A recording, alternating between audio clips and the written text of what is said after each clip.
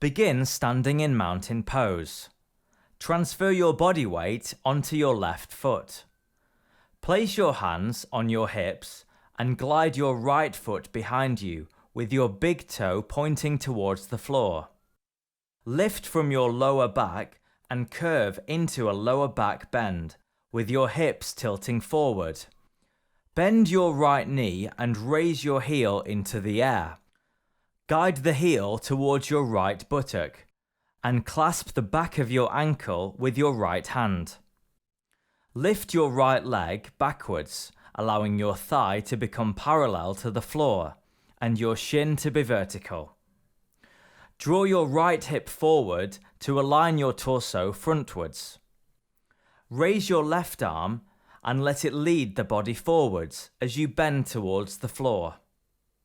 Keep your left arm parallel to the floor with your palm facing the ceiling. Press your index finger and thumb together.